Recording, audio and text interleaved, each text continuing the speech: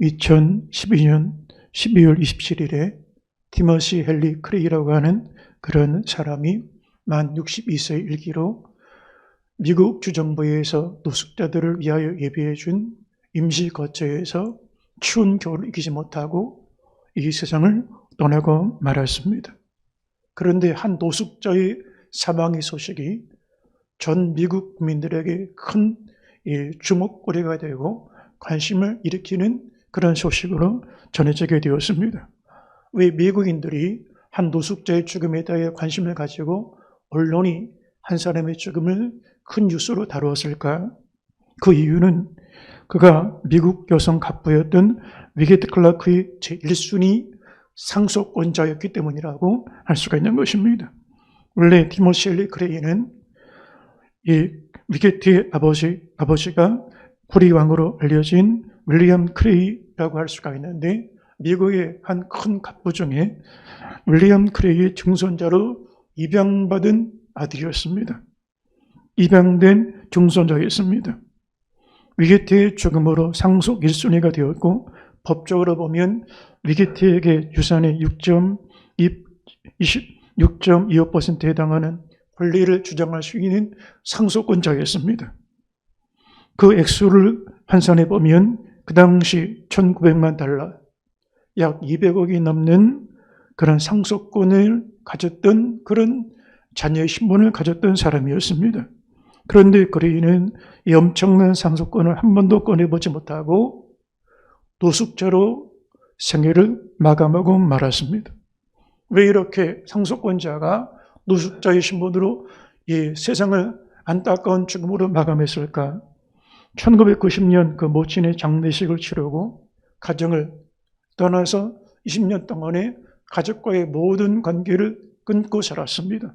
그리고 가족들은 그 행방을 알지 못했고, 위게트가 별세한 이후에 유족들이 유산 문제를 가지고 그 상속권자인 티머시 헨리 크레이를 찾기를 원했지만 행방을 알 수가 없었습니다.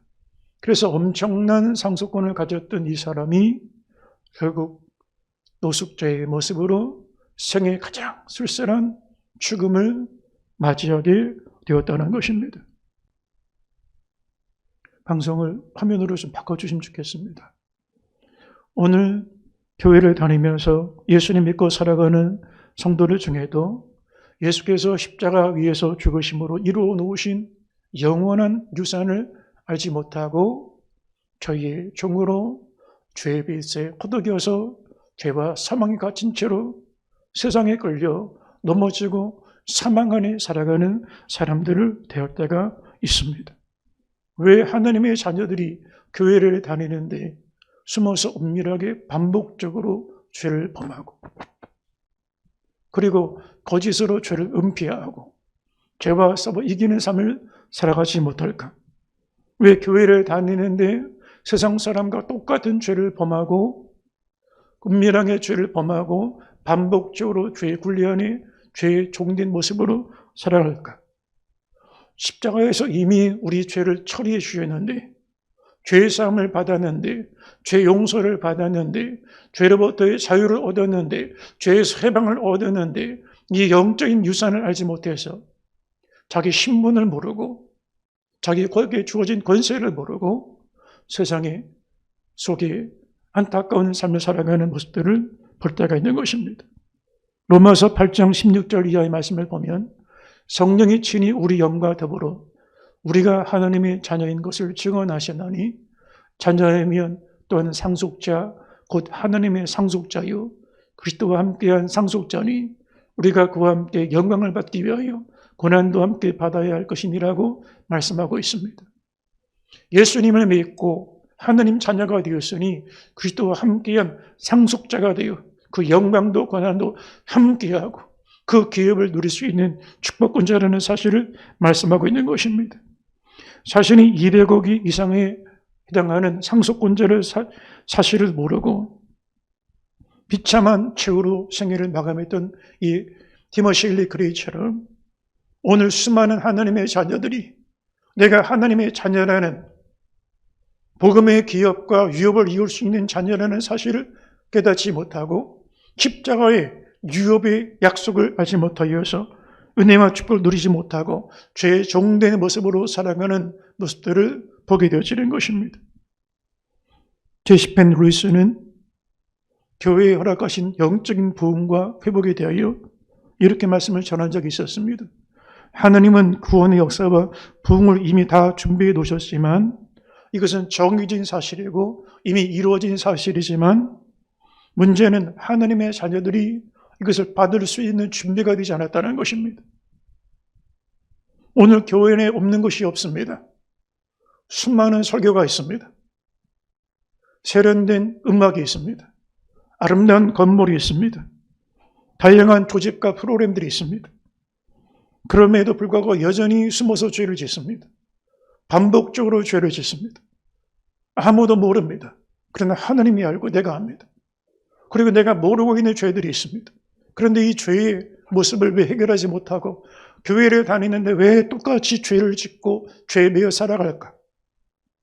수십 년 동안에 이 죄의 문제를 해결하지 못하고 죄책감, 주일날 예배드리고 잠깐 회개하고 죄사함 받는 줄 알았는데 다시 세상 속으로 돌아가 똑같은 죄를 짓고 반복적으로 죄를 짓고 이 자책하고 죄책감 가운데 정죄의식 가운데 살아가는 그런 모습을 우리가 해결하지 못할까? 십자가 복음을 알지 못하기 때문이라고 할 수가 있는 것입니다. 아니 목사님, 저는 십자가에 대해서 잘 압니다. 지금까지 교회 생활하면서 십자가 설교를 몇백 번, 몇천 번 들었는데 왜 십자가를 모르겠습니까? 그런데 십자가를 알기는 아는데 머리로 아는 것과 경험하고 아는 것은 다른 것입니다. 여러분, 우리가 에베레스트 산 그 지식적으로 압니다. 이론적으로 압니다. 네팔에 그 위치하고 있다는 그런 정보를 알고 있고 그 높이가 8,000m가 넘는 고봉이 있다는 사실들을 압니다. 그러나 여러분, 우리 중에 혹시 에베레스트 산에 직접 한번 올라가서 경험해 본 분 있습니까? 한 사람도 없습니다. 에베레스트 산을 모르는 사람이 누가 있습니까? 다 압니다. 그러나 그거는 이론이고 지식을 하는 것이지 한 번도 에베레스트 산을 경험해보고 직접 체험해보면서 아는 성도는 아무도 없습니다. 이와 마찬가지입니다. 골고다 십자가에 대하여 모르는 성도가 누가 있겠습니까? 2000년 전 예수님께서 십자가 지시고 죽임당한 십자가를 다 알고 있습니다. 그러나 머리로 알 뿐인지 한 번도 십자가에 대해 자신을 예수님과 함께 못 본 적이 없습니다.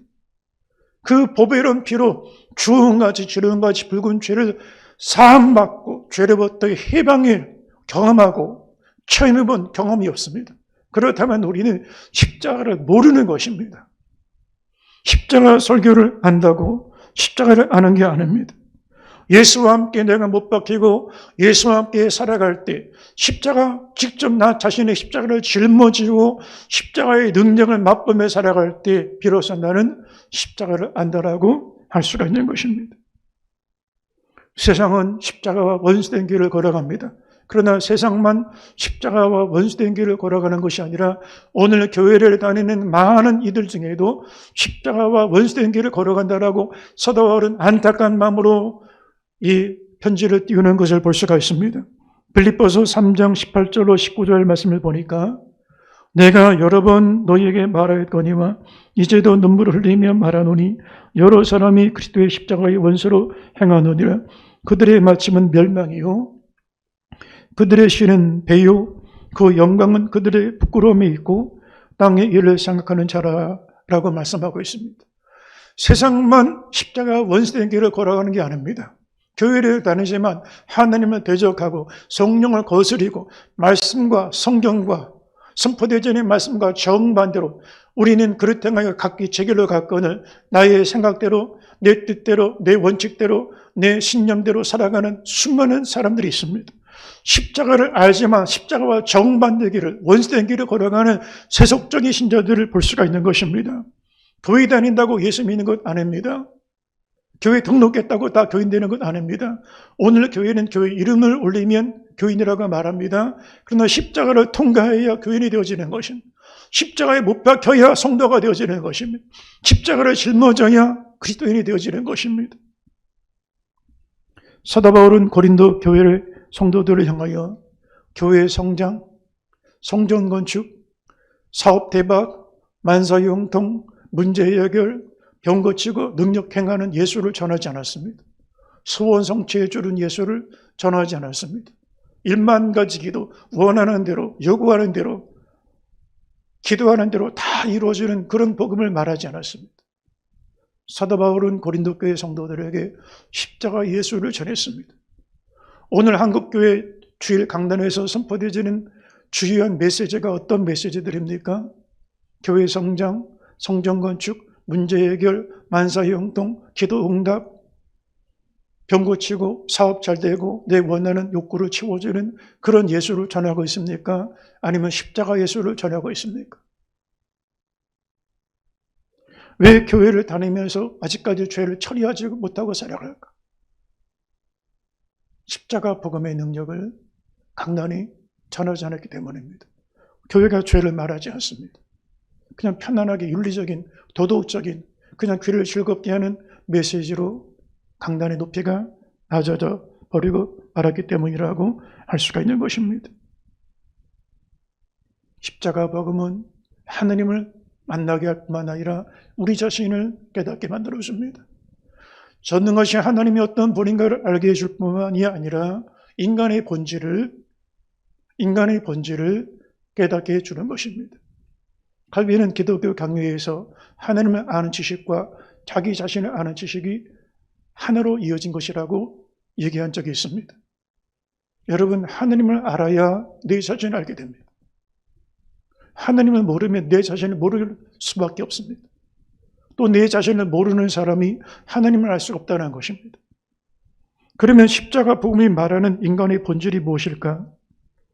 십자가의 복음은 인간은 철저히 그 죄로 인하여 하나님의 진노하심 아래에 있는 죄인된 상태라고 말씀하고 있습니다. 우리는 스스로 나 자신을 바라볼 때 이 정도면 나 괜찮은 사람이야. 나 윤리적으로 살았어. 나는 대한민국 법을 어긴 적이 없어. 나는 그래도 착한 일도 하고 어려운 사람 구제도 하고 도우며 살았어. 나는 대한민국 시민답게 살았고 사회적으로 도덕적으로 나는 괜찮은 사람이야. 상대적으로 저 사람보다 내가 월등해. 그러나 여러분, 성경은 이것을 가리켜서 무슨 교만이라고 말합니다. 우리 속사람, 우리 영혼의 내면 실존의 깊은 숨겨진 우리의 속사람의 모습을 보면 이 세상에 가장 더러운 것이 내 안에 들어와 있습니다. 쓰레기 하치장에 들어온 게 아닙니다. 예수님은 사람 마음에서 입으로 나오는 것이 사람을 더럽게 한다. 살인, 음행, 시기, 질투, 원수 매는 것, 당지는 것, 분내는 것, 이단, 술 취함, 이 온갖 더러운 죄들이 우리 안에 지금도 활동하고 있습니다. 이 세상에 가장 부패한 것이 내 안에 있습니다. 가장 부패한 게 납니다. 우리는 이렇게 말합니다. 정치가 썩었고 기업도 썩었고 교회도 부패해졌다고 말합니다. 그런데 가장 부패한 게 누구냐? 가장 썩고 악취나는 사망의 냄새가 나는 존재가 누구냐? 나입니다. 인간의 본질은 죄의 뿌리가 우리 안에 있다는 것입니다. 죄의 뿌리가 무엇입니까? 바로 교만입니다. 하나님과 같아지려는 것입니다. 교만은 자기를 숭배하는 것입니다. 나를 우상화하는 것입니다. 나를 하나님 자리에 높이는 것을 교만이라고 말합니다. 하나님을 떠나서 인간은 교만해져서 자기 의, 자기 신념, 자기 사상, 자기 옳은 대로 살아갑니다. 이것이 바로 무서운 죄인 것입니다. 성경이 말씀하는 죄는 도덕적인 윤리적인 죄를 말하는 게 아닙니다. 존재적인 죄를 말합니다. 하나님을 버리고 떠났던 그 자체가 죄인 것입니다. 여러분, 자녀가 아무리 착하게 바르게 살고 사회적으로 또한 성공하고 그렇게 이렇게 산다 할지라도 부모로 인정하지 아니하고 집을 떠나 산다면 아무리 세상에 잘 나가고 세상에 성공했다 할지라도 부모를 떠난 그 자체가 죄가 됩니다. 우리가 우리를 지으신 우리 창조주 하나님을 떠나서 아무리 세상적으로 도덕적으로 윤리적으로 종교적으로 산다 할지라도 하나님을 떠난 인생 그 자체가 존재적으로 죄가 될 수밖에 없다고 성경은 말씀하고 있는 것입니다. 그래서 우리가 윤리적인 죄나 도덕적인 죄를 저질러서 죄인이 아니라 죄인이기 때문에 죄를 저지를 수밖에 없다는 것입니다.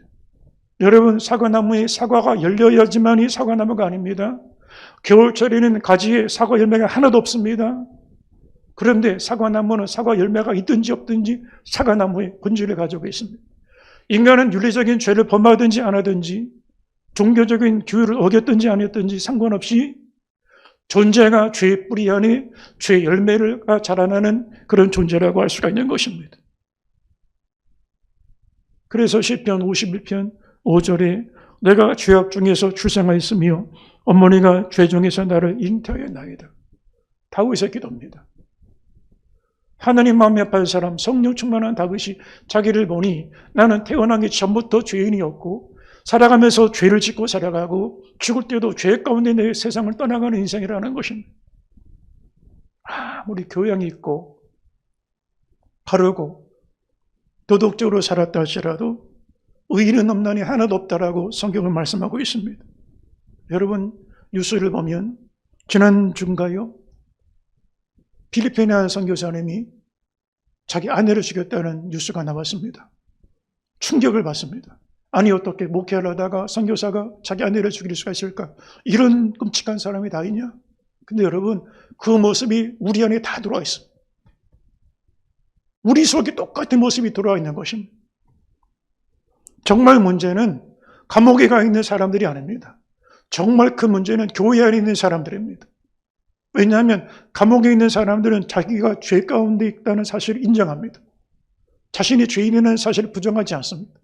그러나 교회에 있는 사람들은 저 사람들은 죄인이고 우리는 의롭다라고 생각을 합니다. 그렇지 않습니다. 본질이 똑같습니다.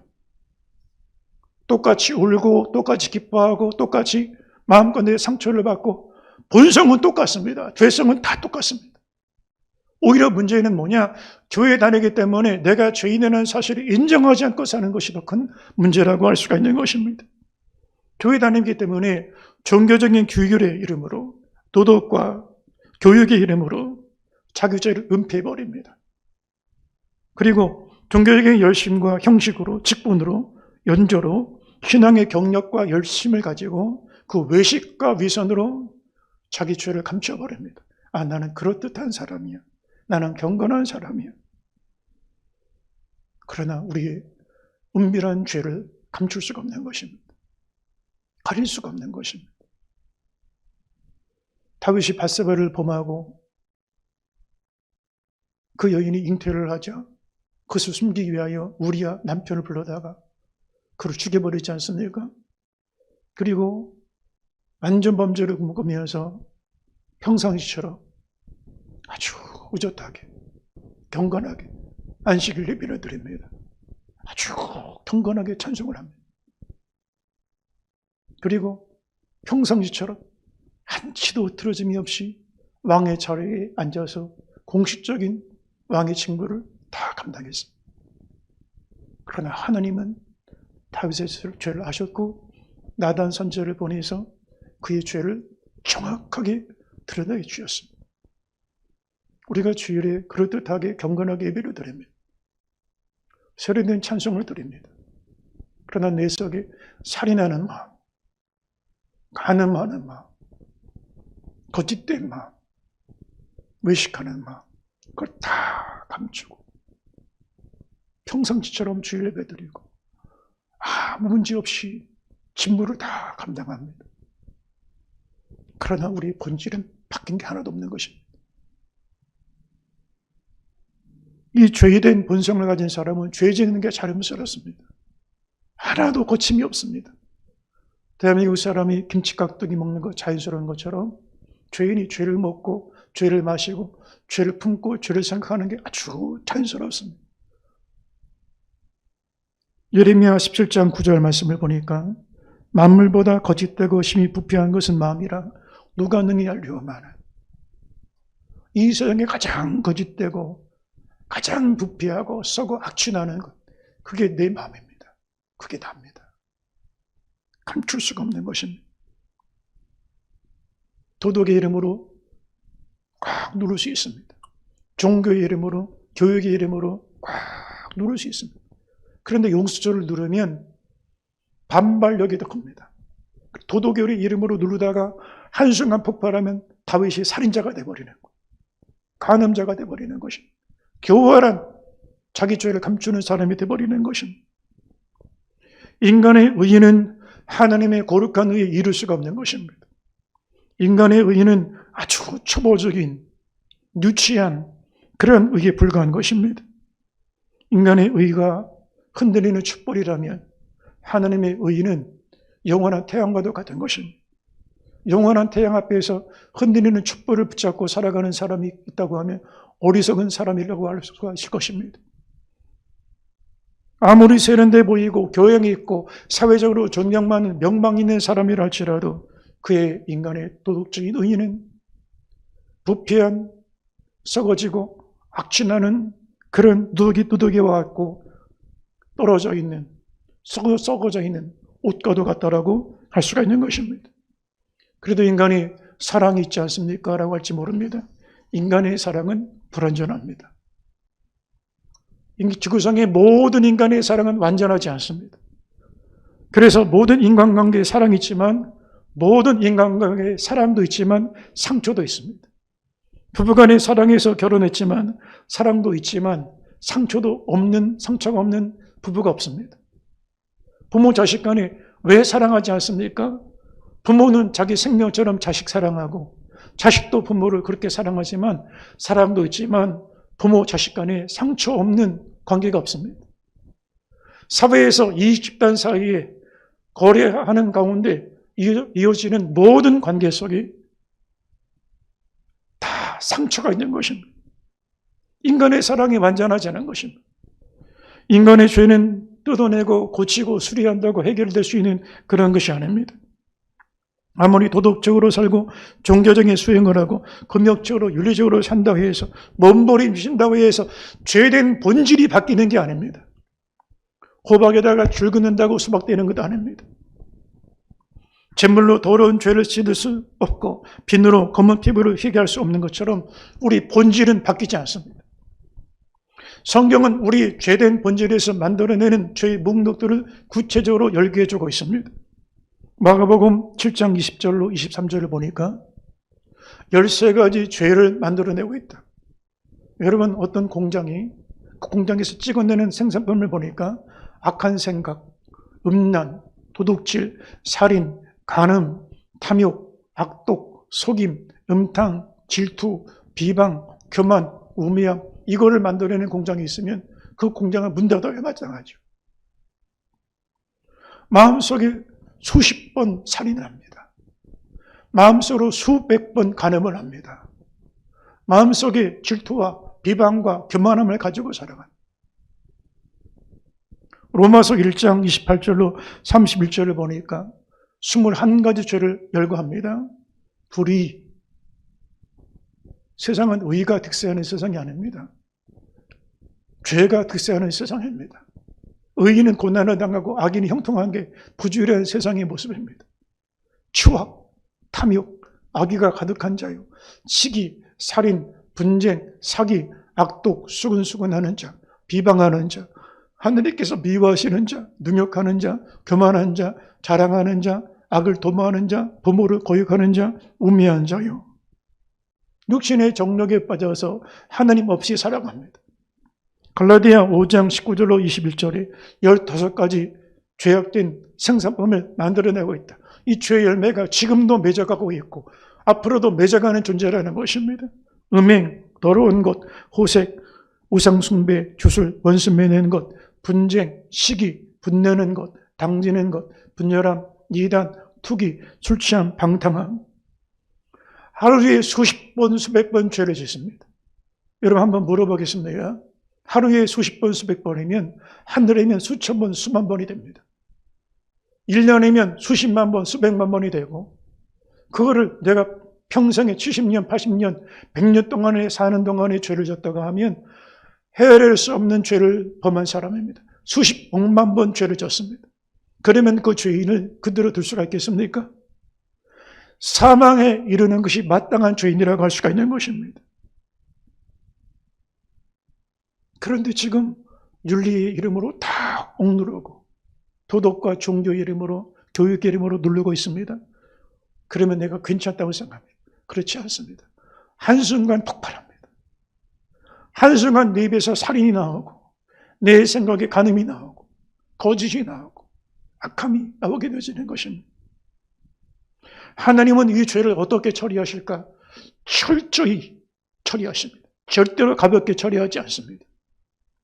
왜냐하면 하나님은 거룩하신 분이기 때문입니다. 하나님이 죄를 철저히 처리하시는 증거가 십자가입니다. 아들을 죽음을 통하여 십자가로 처리하셨습니다. 하나님은 죄를 거저 넘어가시는 분이 아닙니다. 그대로 지나시는 분이 아닙니다. 독생자 예수님의 죽음을 통하여 죄를 처리하셨습니다. 그런데 오늘 교회는 죄를 가볍게 여깁니다. 이 정도는 죄가 아닙니다. 교통신호 한번 어겼다고 해서 무슨 죄가 될 수가 있습니까? 그런데 여러분, 죄를 가볍게 여기는 것은 하나님을 가볍게 여기는 것과 똑같습니다. 교통신호 하나 어긴 죄를 말하는 게 아닙니다. 믿음으로 말미암지 않은 모든 것이 죄라고 성경은 말씀하고 있습니다. 죄는 시간이 지난다 해서 저절로 없어지지 않습니다. 죄의 값은 사망이요. 아니 내가 그렇게 죽을 죄를 저질렀습니까? 유용철은 23명을 죽였는데 나는 사람 살인한 적이 없는데요. 근데 성경을 보니까 형제를 향하여 라가라 바보라고 하는 자는 공에 끌려가게 되고 어리석은 놈이라 하는 자는 지옥불에 던져질 것이다. 우리가 형제를 미워하면 살인한 자와 같다라고 그랬습니다. 우리 안에 미움이 있다면 그게 살인죄라는 것입니다. 죄는 절대로 시간이 지난다고 해서 저절로 없어지지 않습니다. 죄의 값은 사망이요. 반드시 죽음의 대가를 지불해야 되는 것입니다. 죄는 절대로 가볍지 않습니다. 이 세상에 가장 무거운 짐이 있다면 죄의 짐입니다. 인생의 짐 중에 가장 무거운 짐이 있다면 죄의 짐입니다. 여러분, 바다에 작은 모래알을 던져도 가라앉지만 큰 바위돌을 던져도 가라앉는 건 마찬가지입니다. 눈에 보이지 않는 마음속으로 지은 죄도 사망에 이르게 되고 결과로 열매로 나타난 죄도 사망에 이른다고 성경은 말씀하고 있는 것입니다. 이 정도쯤이 하는 죄는 없습니다. 하나님은 그 죄에 대해 철저히 처리하신다는 사실을 잊지 않게 되기를 바랍니다. 여러분, 예수님은 우리의 죄를 이렇게 말씀해 주셨습니다. 내 눈이 범죄하거든 뽑아내버려라. 내 손이 범죄하거든 찍어내버려라. 내 백체 중 하나가 없어지고 온몸을 지옥에 던져지지 않는 것이 유익하다라고 말씀해 주셨습니다. 마태복음 5장 29절 한번 읽어보겠습니다. 5장 29절입니다. 만일 내 오른눈이 너로 실족하게 하거든 빼어내버려라. 내 백체 중 하나가 없어지고 온몸이 지옥에 던져지지 않는 것이 유익하며 또한 만일 내 오른손이 너로 실족하게 하거든 찍어내버려라. 내 백체 중 하나가 없어지고 온몸이 지옥에 던져지지 않는 것이 유익하니라. 차라리 이 손이 범죄하면 찍어내버리라는 거예요. 절대로 예수님 죄를 가볍게 처리하신 분이 아니에요. 그런데 오늘 교회는 죄를 가볍게 다룹니다. 그냥 덮어버리고 맙니다. 오늘 교회 중직자가 첩을 두고 사는데 담임 목사님이 그냥 방치해둔다는 거예요. 아무 죄를 죄라고 말하지 않는다는 거예요. 의사가 병을 병이라고 말하지 않는 것과 똑같은 거예요. 그 이유를 보니까 그 중직자가 교회에서 11조를 제일 많이 하기 때문에 교인 한 사람 잃어버릴까 봐 죄를 말하지 못하더라는 거예요. 청교도 설교자들은 죄가 고개를 들지 못하게 하라. 죄를 죽이라. 그렇지 않으면 죄가 너희를 죽일 것이다. 그랬습니다. 여러분, 어떻게 하면 죄를 처리할 수가 있습니까? 이 죄의 문제를 어떻게 해결할 수가 있습니까? 어떻게 하면 평생에 해결되지 못했던 이 죄의 굴레로부터 우리가 자유를 얻을 수가 있습니까? 예수 십자가 안에 구원의 길이 있는 것입니다. 죄의 사함의 은혜가 있는 것입니다. 할렐루야, 할렐루야. 첫 번째, 십자가는 대속의 은혜를 통하여 죄를 처리해 줍니다. 죄는 영적인 빚과 같습니다. 빚을 지면 갚아야 됩니다. 혹이라도 남김없이 갚지 않고서는 절대로 하나님 나라에 못 들어간다 그랬어요. 천국은 죄가 0.001%도 못 들어가는 나라입니다. 그런데 죄를 처리하려면 우리의 죄의 빚을 누군가 갚아야 되는데 우리가 갚을 능력이 안 됩니다. 도저히 갚을 수 있는 힘이 없습니다. 우리 의로는 죄의 빚을 갚을 수 있는 그런 능력이 안 됩니다. 그래서 예수 그리스도의 의, 완전한 의, 영원한 의, 완전한 속죄, 법이로운 피로, 피값으로 우리 죄값을 지불해 주셨다는 것입니다. 죄의 빚을 대신 갚아 주셨다는 것입니다. 히브리서 9장 22절에 율법을 따라 거의 모든 물건이 피로서 정결하게 되나니 피름이 없은즉 사함이 없나니라. 예수의 피, 완전한 피, 영원한 속죄, 완전한 속죄, 영원한 자유, 완전한 해방, 대속의 은혜를 통하여 우리 죄의 빚을 완전히 지불해 주셨습니다. 더 이상 갚으라고 요구할 수 없게 완전하게 처리해 주셨다고 말씀하고 있는 것입니다. 로마서 4장 25절에 예수는 우리의 범죄함을 위하여 내어줌이 되고 대신 갚아주셨다는 거예요. 대승벌이 되셨다는 겁니다. 이사야 오늘 우리가 읽은 본문 말씀 53장 5절에 그가 찔림은 우리 허물 때문이요 그가 상함은 우리의 죄악 때문이라. 그가 징계를 받음으로 우리가 평화를 누리고 그가 채찍에 맞음으로 우리는 나음을 받아도다. 우리는 다 양 같아서 그릇 행하여 각기 제 길로 갔거늘 여호와께서는 우리 모두의 죄악을 그에게 담당시키셨도다. 우리 죄, 우리 험을 대신 빚을, 대신 짐을, 대신 심판을, 대신 장부를 대신 감당하게 하셨다. 그 대속의 은혜로 죄의 삶을 누리게 됐다라고 말씀하고 있는 것입니다. 여러분, 우리가 죄 가운데 있을 때는 죄의 종으로 죄에 대한 빚이 있을 때는 죄가 채권자 노릇을 합니다. 그래서 죄의 빚을 갚으라고 따라다닙니다. 끌고 다닙니다. 묻고 다닙니다. 그런데 죄의 빚을 청산했습니다. 그러면 죄가 더 이상 채권자 노릇을 할 수가 없습니다. 죄의 종처럼 우리를 끌고 다닐 수가 없습니다. 왜냐하면 우리 죄의 빚이 다 탕감되었고 처리되었고 지불되었기 때문이라고 할 수가 있는 것입니다. 죄값이 처리되기 전까지는, 청산되기 전까지는 죄의 종으로 죄가 지배했지만 이제는 죄가 값이 청산된 이후에는 의롭게 된 하느님 자녀가 된 이후에는 죄가 채권자의 노릇할 수 있는 게 아니라 성령의 은혜 안에 다스림 받고 하느님 말씀 안에 다스림 받는 새로운 삶을 살아가게 된다는 사실을 믿으시기를 주의 이름으로 축원합니다. 할렐루야. 또한 십자가로 어떻게 죄가 처리될까? 두 번째, 용서인 것입니다. 죄를 해결할 수 있는 방법은 둘 중에 한 가지입니다. 하나는 죄값을 처리하든지, 두 번째는 용서를 받든지. 그런데 죄값을 처리한 것은 대속 십자가의 피값으로 죄빚을 청산해 주었습니다. 그리고 우리 죄를 용서해 주었습니다. 마태복음 26장 28절 다 같이 한번 읽어보겠습니다. 이것은 죄사함을 얻게 하려고 많은 사람을 위하여 흘리는 바 나의 피 곧 언약의 피니라. 사랑하는 성립교회 성도 여러분, 이 자리에 있는 저와 여러분의 죄를 대신하여 죄사함을 얻게 하기 위하여 우리 죄를 사하시기 위하여 흘리신 피, 언약의 피를 우리 가운데 허락해 주셨다는 사실을 믿으시기를 주의 이름으로 축원합니다. 인간의 모든 죄는 하느님을 향한 것입니다. 그래서 인간의 모든 죄는 하느님만이 용서할 수가 있습니다. 용서의 권세는 예수님께 있습니다. 마태복음 9장 6절에 그러나 인자가 세상에서 죄를 사하는 권능이 있는 줄을 너희로 알게 하려 하노라. 예수님은 용서의 권한이 있는 분이에요. 그리고 그 피로 우리를 용서해 주셨다는 것입니다. 미국의 뉴욕시의 역대 시장 중에 가장 존경받는 시장이 라과디아라고 하는 그런 시장이 있습니다. 뉴욕 공항의 이름도 라과디아 시장이고 미술의 주요한 학교들도 라과디아 학교들 이름을 붙여서 학교에 명명할 만큼 뉴욕 시민들이 존경하는 그런 시장이었습니다.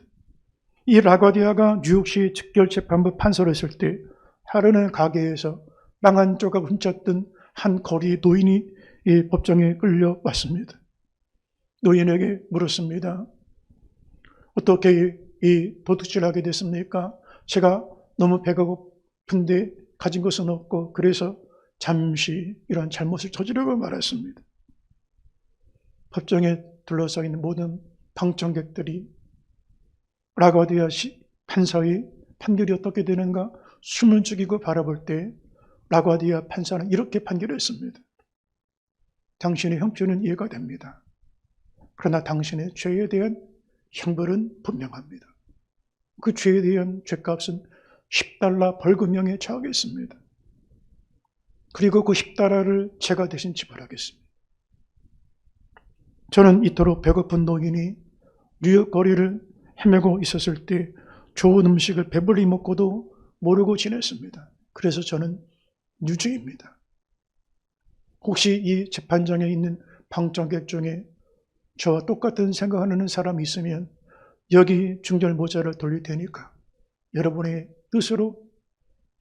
뜻을 같이 담아 주십시오. 그리고 법정에 있는 사람들에게 모자가 돌아가는 사이에 한 사람 한 사람 돈을 넣고 그리고 47불이 모였을 때 라가디아 판사는 그 47불을 의인의 손에 쥐어주고 법정 밖을 자유롭게 나가게 줬습니다. 그 형벌은 노인이 져야 되는 형벌입니다. 그런데 대신 대속금을 라가디아 판사가 지불했고 노인에게는 자유를 줬습니다. 십자가의 죽음은 저와 여러분이 짊어져야 될 형벌입니다. 사망에 처해야 되는 죄인이 우리들입니다. 그러나 예수님이 대속금 보혈을 흘려 죄값을 지불해 주심으로 죄빚이 청산되고 우리에게는 십자가 복음 안의 자유를 해방을 주셨다는 사실을 믿으시기를 바랍니다. 또 십자가는 어떻게 우리 죄를 처리할까? 세 번째, 도말이는 것입니다. 이 도말이라는 말은 완전히 지워졌다는 것을 말하는 것입니다. 재생 불가능하다, 기억하지 않는다는 것입니다. 이사야 43장 25절에 곧 나는 나를 위하여 내 허물을 도말하는 자니 내 죄를 기억하지 않냐리라. 44장 22절에 내가 내 허물을 빽빽한 구름같이 내 죄를 안개같이 없이 하였으니 여기 안개가 사라짐같이 이 말을 개역 성경에서는 도말하였다. 여러분 거리 전체가 안개로 가득 차 있습니다. 그런데 정오가 되면 안개가 사라져서 하나도 없이 다 맑게 사라져버리고 소멸되게 되는 상태, 그걸 도말이라는 것입니다. 예수 십자가로 저와 여러분의 과거와 현재와 미래의 모든 죄, 심판받아 마땅한 죄, 하나님을 거역하고 대적하며 살았던 죄, 성령을 거스리고 성령을 근심하게 만들고 하나님과 정반대에 걸어갔던 원수된 길을 걸어갔던 모든 죄들이 도말되었다는 사실을 믿으시기를 주 이름으로 축원합니다. 할렐루야, 할렐루야. 우리는 죄에 대하여 그 모든 심판으로부터 자유케 되어지는 것입니다. 뿐만 아니라 예수 십자가에 못 박혀서 죄에 대한 죽음을 경험하며 살게 되어지는 것입니다. 여러분 이제 죄는 처리됐습니다. 죄사함 받았습니다. 문제가 남아있습니다. 문제가 어떤 문제가 남았을까? 나는 죄값을 처리했는데 죄는 여전히 이 세상 속에서 악한 세상 속에서 활동합니다. 그리고 나는 죄사함 받았는데 내 육체는 아직 살아있습니다. 불완전한 육체의 정욕이 아직 활동합니다. 그래서 우리가 해야 될 게 뭐냐? 죄사함 받았지만 내 혈과 육을 십자가에 못 박아야 되는 것입니다. 로마서 6장 1절 이하의 말씀을 보니까 그런즉 우리가 무슨 말 하리요? 은혜를 더하게 하려고 죄에 거하겠느냐? 그럴 수 없느니라. 죄에 대하여 죽은 우리가 어찌 그 가운데 더 살리요? 2000년 전 골고다 언덕에 예수님만 십자가에 못 박혀 죽으신 것이 아니라 그리스도 예수의 사람은 예수 그리스도 혈과 육체 욕심을 십자가에 못 박아느니라. 예수님과 함께 저와 여러분도 함께 못 박혔다는 사실을 믿음으로 받아들이라는 것입니다. 그러므로 내가 죄에 대하여 못 박히면 더 이상 세상에 존재하는 죄가 우리 가운데 역사할 때 그 영향력이 우리 가운데 미치지 못하게 되어지는 것입니다. 내 안에 육체의 정력이 일어나서 죄가 일어나려고 할 때 죄가 고개를 들지 못하게 하라고 했던 청교도들의 설교처럼 십자가의 그 순간 내 자신을 못 박는 것입니다. 이제 나는 죄인이 아니라 법적으로 의인이 되었습니다. 대통령이 사면하면 죄인이었던 사람이 의로운 사람에 대해서 자유의 몸으로 감옥에서 나오게 됩니다. 그러면 사면받은 그 사람 법적으로 의인입니다. 법적으로 죄인이 아닙니다. 그 사람에게 검사가 와서 기소장을 가지고 당신이 과거 이러이러한 죄를 저지르지 않았습니까? 소용없습니다. 사면받을 때 다 끝난 것입니다. 로마서 8장 33절 이하의 말씀을 보니까 누가 능히 하나님께서 택하신 자들을 고발하리요 의롭다 하신 이는 하나님이시니 하나님이 십자가의 사명장을 주셨습니다. 믿습니까? 십자가의 사명장을 주셨습니다. 믿음으로 받아들이시길 바랍니다. 누가 정죄하리요? 죽으실 뿐 아니라 다시 살아나신 이는 그리스도 예수시니 그는 하나님 우편에 계신 자요 우리를 위하여 간거시는 자신이라. 할렐루야, 할렐루야. 이제 죄사함 받은 우리들은 죄의 법 아래 있는 것이 아니라 은혜의 법 아래 있게 되어지는 것입니다.